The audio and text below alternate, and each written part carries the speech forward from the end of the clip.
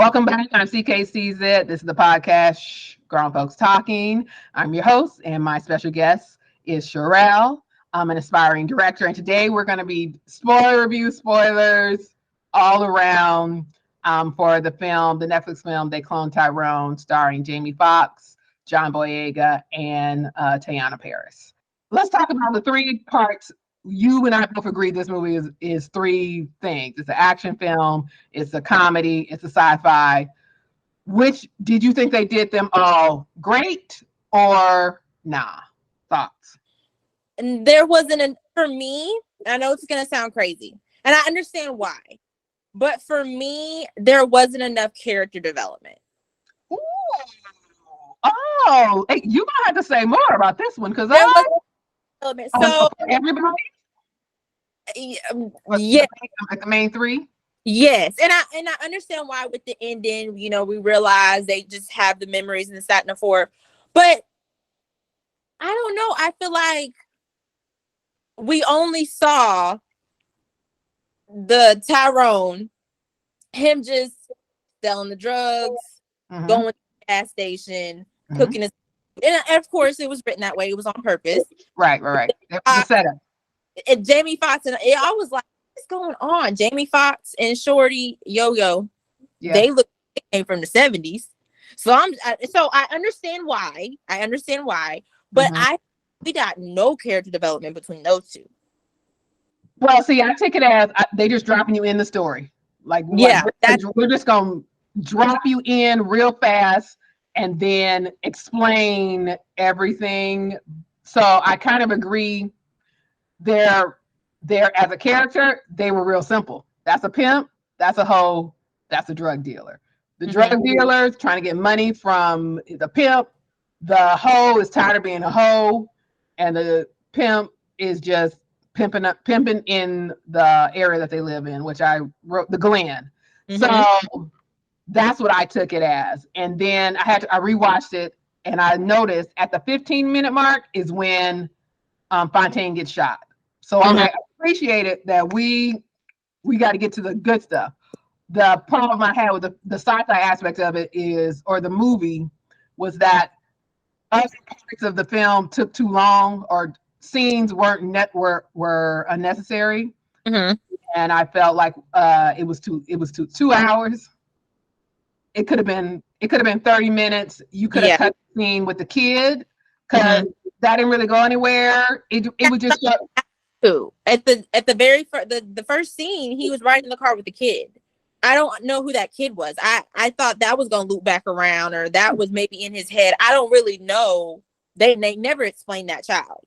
Well, the only thing they said was that Fontaine said the kid reminded him of his brother who was killed by the police. But the kid was just like an informant. And then we saw him at the very end where they're drinking the Capri Sun after he realized his mom wasn't a mom, but a tape recorder. But then that was it. So it never paid off. Like, he didn't adopt the kid. Nothing bad happened to the kid, thankfully, which was fine. But I was like, this is 5 minutes that could have gone and wouldn't have affected the film at all. That was some of the fat that could have been trimmed. Could have started the film with him hitting the guy, because the whole point of that whole scene was for that guy to get hit so he can get killed outside of whatchamacallit's house. That point. We could have started the movie off rip hype. That was another 10 minutes that could have been gone. So we had about 10 minutes. Yes, we start the movie, see his face, see him getting ready to drive, boom, hit him, and then open the credits. They clone Tyrone, and boom. So I feel like there were several different writers who had different ideas, and they didn't mesh together. I think my whole issue with this film is the writing. Oh, see, I think there were too many ideas. That's what I kind of think. So I was looking at the Easter eggs in the movie, and it was a lot of, they wanted to reference Blackploitation films and malt liquor that he kept drinking, like that Shalimar, or not, Shalimar is what she called Sexual Acts, which is a old R&B group. The malt liquor is from a Blaxploitation. The name of that malt liquor is from a Blaxploitation film. You already got enough on your plate as this is a sci-fi, a comedy, and an action, and now you have a lot of Blaxploitation references, which I feel like it was a lot of ideas, and some were successful and some weren't, which is why I would say that it brought me enjoying the film down. Because if we got more, like your point about character development, I just needed a scene of Jaimie Foxx being Jaimie Foxx as a pimp, because he's ridiculous. Like all his little one-liners when he was getting his nails, he was like, watch the cuticles, or be careful about the cuticles. I was like, sir, you are, he said, these chickens ain't clicking like they used to. It's a cold one. So just stuff like that. I want more of that. That could have helped, and you could have trimmed other parts. But so there's that. How about the comedy? So we'll go back to the writing, but what about the three parts, the comedy? What did you feel about it? Did you laugh, or did you smile? I definitely thought it was funny. I personally didn't realize Yo-Yo was who she was until she took that wig off at the end. Oh, really? But like, I was like, what is she from? The whole time. And when she took that wig off and had the braids, I'm like, WandaVision. Yes, totally. I thought it was her, but to me, she looks thinner in this film. But I was like, she reminds me of the lady from WandaVisions. And so it wasn't until I looked at the credits, I was like, yep, that's old girl, and she's going to be in this Marvel's movie as well. So yes, but as for comedy, Jaimie Foxx was comic gold. The scene in the church where David Alan Grier from In Living Color was preaching, talking about being obedient, and they were drinking that juice, and they did the church version of Back That Thing Up. I was done. I know. Me too. But, okay, so this is my question though, and I've seen it really once, but I saw it in the background once, so I've seen it like 1.5, right? Yeah. What did the powder have to do with the clone situation? It's all part ways to get that community to assimilate or control and run experiments and eventually assimilate. So they were, because when they went down under into the trap place, the government facility, you saw how they were listening to people having conversations, and one was this girl talking about her boyfriend, and then one of the Easter eggs that I read is like that conversation they kept dipping in and out, and you had to really listen to the audio to figure out that she was like, I think I'm gonna break up with him, and the guy said something about that. So they were just like, we are trying to get a feel, we're trying to learn about these group of people. And I think the chicken, it's hard. I guess the chicken was a way to, I don't know, control. The powder is what gave people the mind control to, so if they said the word, or like, I just am confused how they got the people's I'm assuming this is more of like, when did this start? Did they get the people's bodies? Like, I'm confused, like how to the cloning part. Very well. If you remember, at the liquor store, there was a picture of somebody missing. Like there was a woman that was missing, and then if you look on some of the polls, like there were missing people, and then there was that one scene where that black truck, Fontaine saw a guy, he had a bloody shirt. I thought it was him. I thought it was the old version of him, and then they grabbed him and they took off. So that was him. They never did a close up. I don't know. See, there's just the sci-fi wasn't thought out all the way. I see, because back to the chicken point. So people are eating chicken and laughing, and then Jaimie Foxx, Slick Rick, noticed, you never laugh. Why are you laughing? He's eating chicken too. He's eating chicken, Fontaine's eating chicken, and Yo-Yo's eating chicken. And then they're laughing. What made him snap out of the realization that The chicken. See, that's my thing too. That's my notes. Why it took the coked out pimp to figure out what's going on. But he's also a clone. So yeah. So if we're taking the sci-fi thread, he should have never figured out that the chicken was laced because he was also eating the chicken.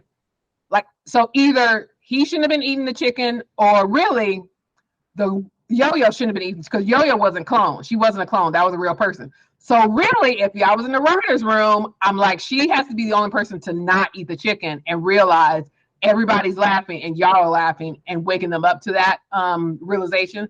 Another fact was when they were in the strip club and they were playing the music, to get to, again, mind control. Mm-hmm. She figured it out and the other guys didn't. That worked, but the chicken incident didn't work. So you set up this world for us to, here's the rules of this world and what's going to happen, and then you don't do what you set out to do. Yeah, and then I was also confused if the people that were apparently quote unquote in it, so the guy that they saw in the lab and the guy who owned the chicken spot, the white guy with afros, they were supposed to be white, but like I feel like they casted mixed people that were just light skinned.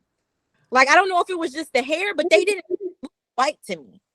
They just looked very light skinned.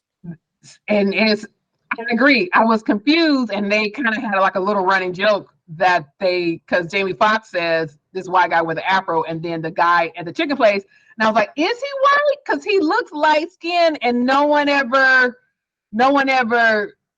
And it's the hair. It's not just, and the only person that really was white in it was the guy. And I'm confused about this whole dynamic right here, because I don't know if we're ready to get into that, but you got the original Tyrone is the head one doing all this cloning, this, that, and the fourth, because of his brother and all that situation. Yeah. But if they were white cops that killed his brother, why would he have white cops being in the face of this? If he's against, if you're mad at these people and you're trying to reverse what these people do, why are you having these people the face of? Well, he was, for him, he was of the mindset, the goal was to assimilate Black people. Mm-hmm. And so the idea is we won't be any problems to white people. Mm-hmm. And in the Glen, the police probably are white. So it so the look of it works well. If the police are Black, it would, I guess the Glen either wouldn't respect them, or I don't know, they think you work on Tom. It's kind of if I'm the Black overseer guy, I can kind of see your point, but his goal isn't his way of uplifting Black people is for us to remain docile and assimilate into white society, even though that thinking never works, because as we've learned throughout recent history, even when no matter what you do, you could be playing a video game with your nephew and get shot. You could be walking down the street and get shot. You could be looking at a bird calling, be a bird caller. So it doesn't matter what we do, we're still going to be targets. So and that's where I was too. I was confused. Okay, once you do die, do they remember the memories? Like, and then also on top of that, like, there just was so many. It wasn't even a good idea, because like, are people aging? Are these people like just waking up and this is who they are and they're just different people and you're just dropping them? Like, there was just so many different holes and so many questions, and I just kind of don't know what the story is about. I understand. I see what they try to do as a whole. Okay, we want these communities who are the lowest communities, who people disrespect the most, to be able to be lifted up and to, be safe regardless of what happens, because, our community is a target. So I understand what they were trying to do, but I just feel like there was a better way to do it. Yeah, like the social commentary, that was probably the highlight of the film. It just got lost in the logistics of doing the sci-fi. So when you go to, like I said, I've been to when I visit people in the hood, and you talking to older black, like the old guy. It's all like the controversies around it. They're trying to control our minds. Don't eat the chicken. Don't eat pork. Yeah. All these different things, and you saw a lot of stereotypical things that black people do, like they raised the chicken thing. Although I will say, everybody loves chicken. When you fry protein, it locks in flavor. It's not just a black thing. A lot of people like chicken. A lot of communities like chickens, but it's fine. Off my soapbox. But with black women getting their hair permed, men drinking malt liquor, so very much stereotypical things in a community like that. And so a commentary on all these things are harming us as a community.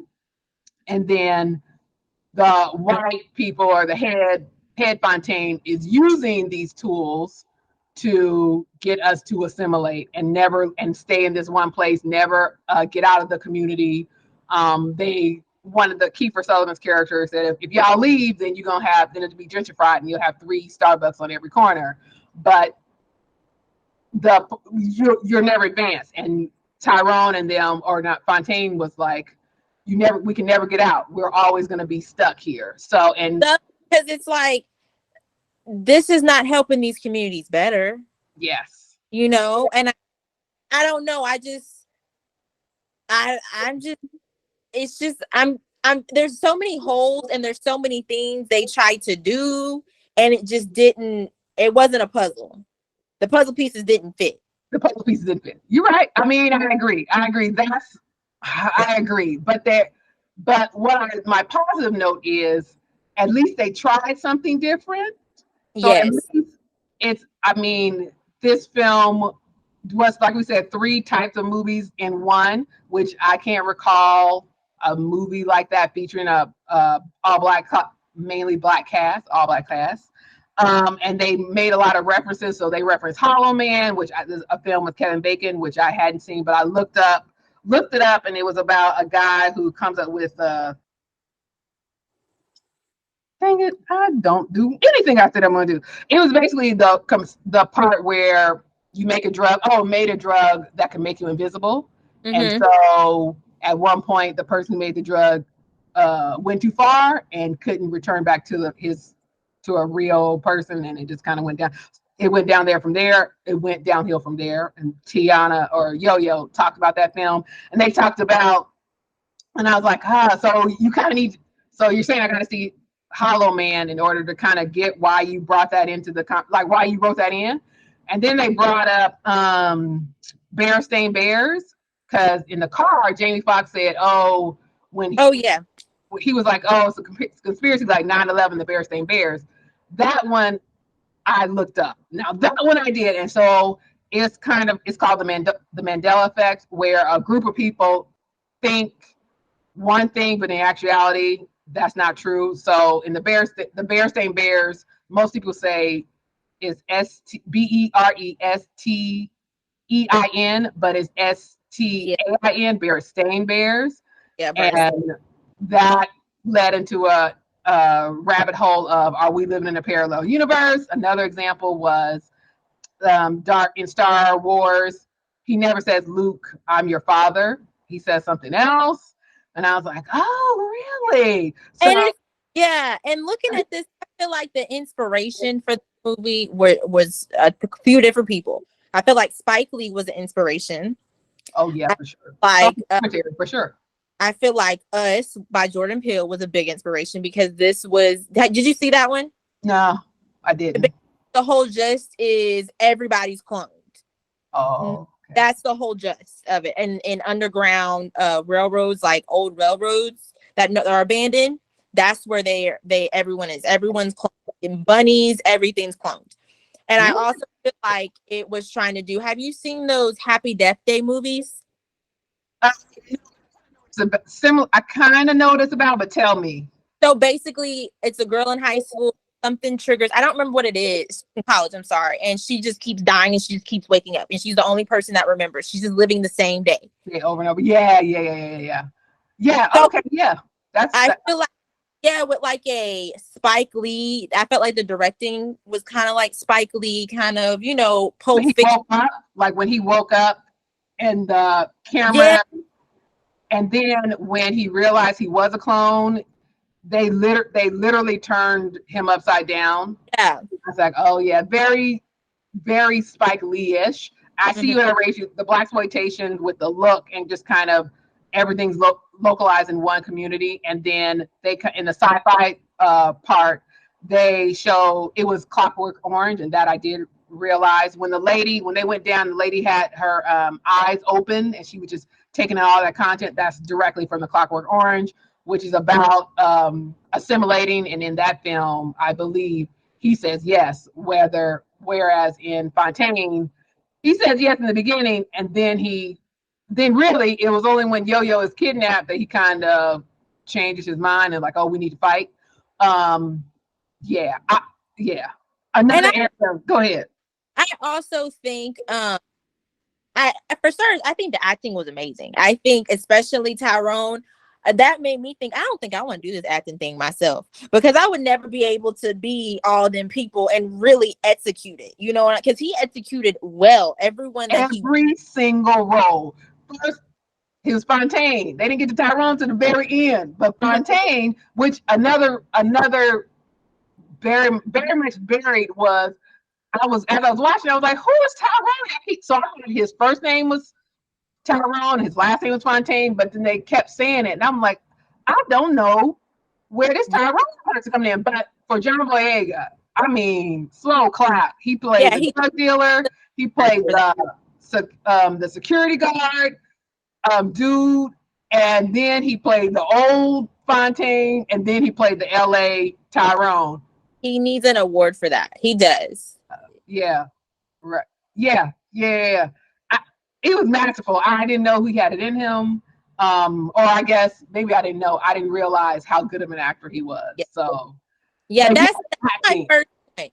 But see, my thing, the way I like to watch films is you can't let your audience, me personally, assume anything. You need to tell your audience what they want to see.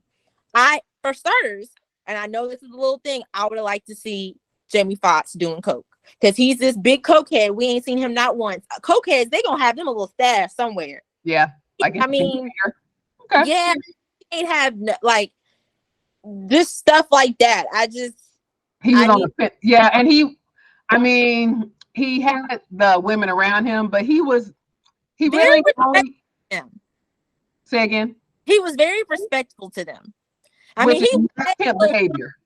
He would say little comments, but he was very respectful. There was not one touchy-feely scene. There was not one slap on the booty. There was not like bring me, like, all aggressive. Like, he would say little things, but it was. Say it again. He would say different things, but it just wasn't. It didn't give realistic pimp to me. I will give you that, but I'll allow it. I'll allow it because being slapped around, because that would be definitely Blaxploitation in those films. They were horrible. So 2023, he talked mad crazy to Yo-Yo, but not to the point where it made me cringe. But I can see your point. I will say I thought it was also a commentary for a second there that why they didn't clone her. Why wasn't she not cloned? And when Kiefer Sutherland, whose character I can't remember his name, was just like, you're insignificant, like you don't really matter. And she really ended up she was really the hero, because she was doing the Nancy Drew thing, another reference, a book about a female detective. She figured it out. She sent the thing to the government via the mail, the U.S. Postal Office, and then she had the perm or the hair, and just kind of was smart, of the smartest of the crew. Another kind of commentary, like we underestimate Black women, but really they are forced to be reckoned with. They didn't really have that point.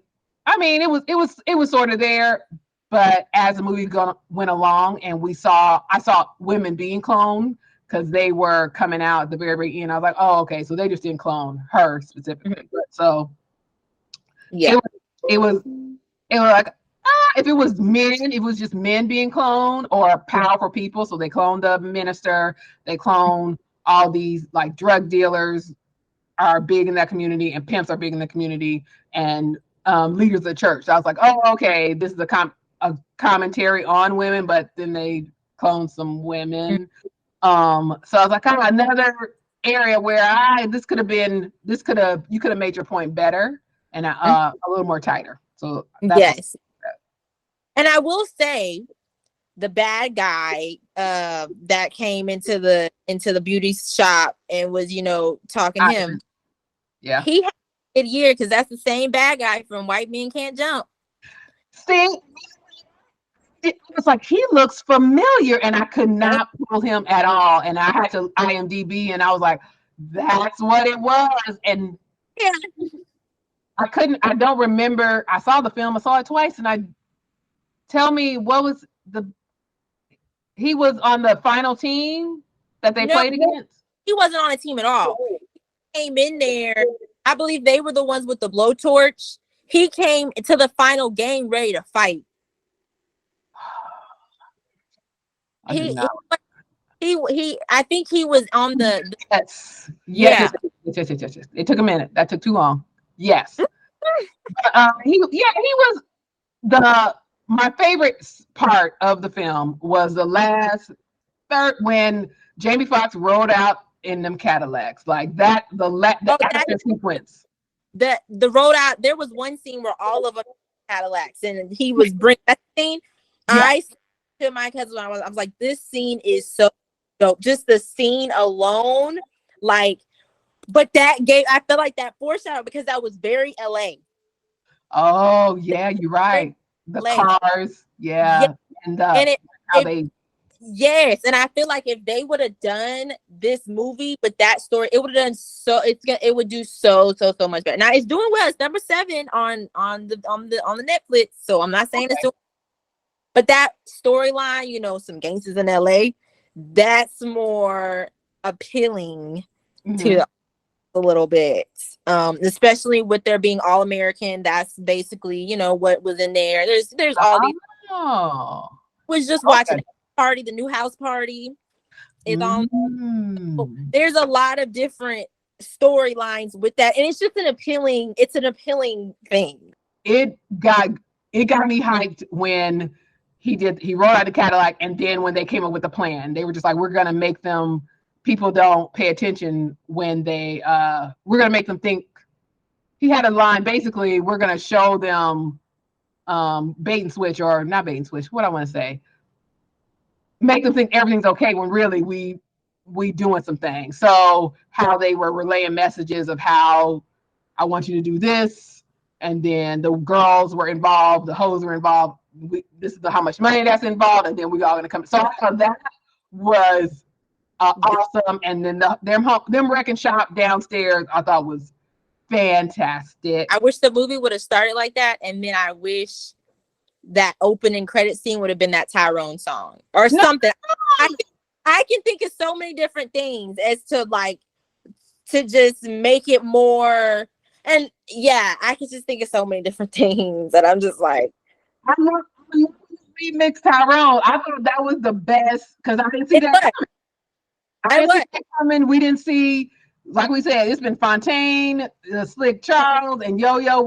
I didn't see the last scene. I didn't see coming at all, and it was surprising because I think if we would have moved that to the front, I would have tapped out early.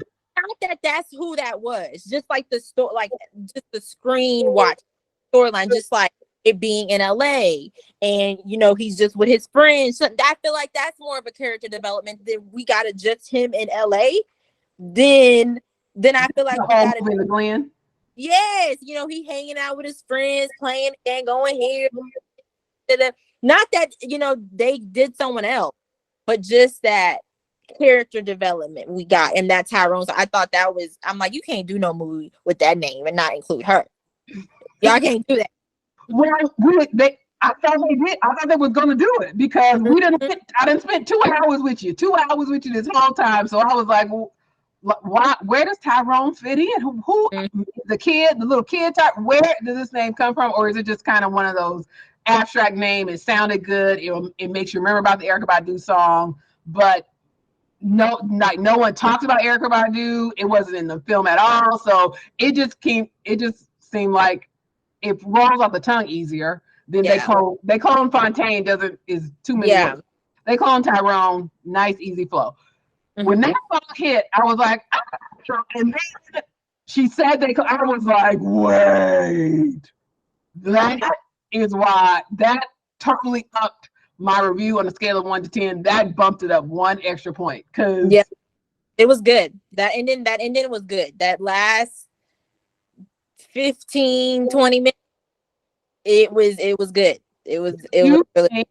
Jaimie Foxx produced this. Do you think work behind the scenes, do you think they made room for a sequel? Because like he said, the head Fontaine dude, he was like, we've cloned all sorts of communities, not just the Glen, in the effort to assimilate. Do you think they're like, we're gonna see what this movie does and we're gonna be back? I definitely think they would like to. I don't think it's gonna get picked up though.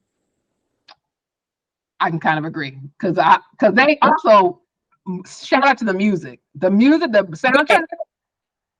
Good, yeah, yes, and they did it slick too. They would have it in the car, so you're not hearing it all. They sit in the car in the background or this background. They did a well job doing that music. They play old hits. They played some familiar songs. I'm like songs that you would hear in the hood, like the old man driving. Like this was the jam. Y'all kids don't know nothing about music. They played that type of music and dropped it in nicely. I was like, and then ended it with I was done. So the music. So back to could they do it again? I'm saying music alone was expensive. They were. That was probably a heavy price tag with the costume, the neighborhood, and the down, like all that sci-fi stuff at the bottom. I think they just left it open-ended to be like, we gonna see what we gonna see. If it does well, we may revisit it, but we don't have to. Yeah, I think the ending was so good. I think they should just move on. So as we wind down, 1 to 10, what would you give this film? I give it a strong 6.5. I see you, and I raise you a 7. A 7. Yeah, it was gonna be a 7, but I'm like, that's 3 points. I don't want to give them that much, but everything was good. It just didn't flow right. So 6.5, 7. You would recommend to movie friends, but pretty much not to anybody else. I would say I would recommend it for Erykah Badu. I was like, it's gonna be kind of crazy. It'll be funny, but get to the end. They should let her do a little scene, like a little can, like she in the back of the chicken spot eating her some. I don't know, something, because I mean, she should go ahead and trademark that name. I know that's extreme, but every time, really, that's crazy. And that song was it wasn't even a real, like, it was like an in-between kind of song between her sets and something. I believe she said she was just like something she just made off the cuff, and then it got traction and became the song that it is today. Better come get them. We'll end it on there. Thanks so much, Cherelle. Like, subscribe. As you notice, my camera got better. So who watched the last YouTube, it wasn't great, but yesterday's camera is not today's camera. And on that note, thanks as always, and we will see you next time.